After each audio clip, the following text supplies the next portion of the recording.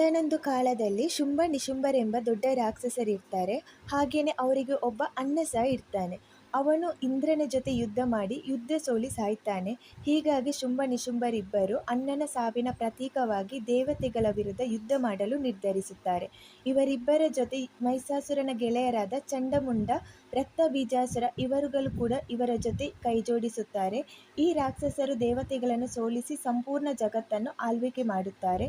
ಹೀಗಾಗಿ ದೇವತೆಗಳು ಇವರು ಕೊಡುತ್ತಿರುವ ಕಷ್ಟಗಳನ್ನು ಸಹಿಸಲಾರದೆ ಆದಿಶಕ್ತಿ ದೇವಿ ಬಳಿ ಮೊರೆ ಇಟ್ಟಾಗ ಆದಿಶಕ್ತಿಯು ಕೌಶಿಕೆಯಾಗಿ ರೂಪ ಪಡೆಯುತ್ತಾಳೆ. ತದನಂತರ ಕೌಶಿಕೆಯು ತನ್ನನ್ನು ವಿವಾಹವಾಗಲು ಯಾರಾದರೂ ಇಷ್ಟಪಡುವುದಾದರೆ ನನ್ನೊಂದಿಗೆ ಯುದ್ಧದಲ್ಲಿ ಗೆಲ್ಲಬೇಕು ಅನ್ನುವ ಷರತ್ತನ್ನು ಶುಂಭನಲ್ಲಿ ನೀಡುತ್ತಾಳೆ. ಆಗ ಶುಂಭ ತನ್ನ ಅಸುರ ಗಣಗಳೊಂದಿಗೆ ಯುದ್ಧಕ್ಕೆ ಸಿದ್ಧನಾಗುತ್ತಾನೆ. ಕೌಶಿಕೆಯು ಕೋಪಭರಿತ ನೋಟದಿಂದಲೇ ಎಲ್ಲ ಅಸುರರನ್ನು ಕೊಂದುಬಿಡುತ್ತಾಳೆ. ಶುಂಭ ನಿಶುಂಭ ಶಕ್ತಿಶಾಲಿ ಅಸುರರಾಗಿದ್ದರಿಂದ ಕೌಶಿಕೆಯು ತನ್ನ ಹಣೆಯಿಂದ ಇನ್ನೊಂದು ದೇವಿಯನ್ನು ಸೃಷ್ಟಿಸುತ್ತಾಳೆ. ಇವಳೇ ಕಾಳರಾತ್ರಿ ಅಥವಾ ಕಾಳಿದೇವಿ.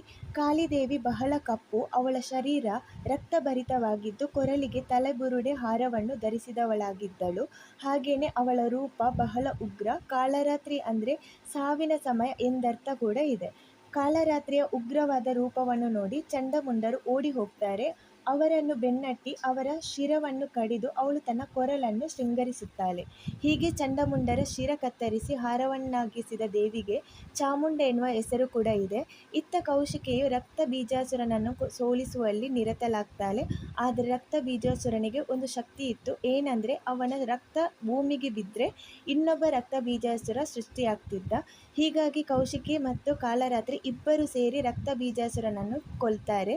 ಹೇಗೆ ಅಂದರೆ ಕೌಶಿಕೆಯು ಆಯುಧಗಳಿಂದ ಕೊಲ್ಲುತ್ತಿದ್ದಂತೆ ರಕ್ತ ಬೀಜಾಸುರನ ರಕ್ತ ನೆಲಕ್ಕೆ ಬೀಳದಂತೆ ಕಾಳರಾತ್ರಿಯು ಅವನ ರಕ್ತವನ್ನು ನಾಲಿಗೆ ದೊಡ್ಡದು ಮಾಡಿ ರಕ್ತವನ್ನು ಕುಡಿಯುತ್ತಿದ್ದಳು. ಕಾಳರಾತ್ರಿ ಇಲ್ಲದಿದ್ದರೆ ಕೌಶಿಕೆಗೆ ಈ ಯುದ್ಧವನ್ನು ಸಂಪೂರ್ಣಗೊಳಿಸಲಾಗ್ತಿರಲಿಲ್ಲ.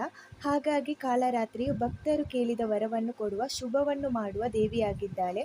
ಹಾಗಾಗಿ ನವರಾತ್ರಿಯ 7ನೇ ದಿನ ಕಾಳರಾತ್ರಿ ದೇವಿಯಾಗಿ ಪೂಜಿಸಲ್ಪಡುತ್ತಾಳೆ.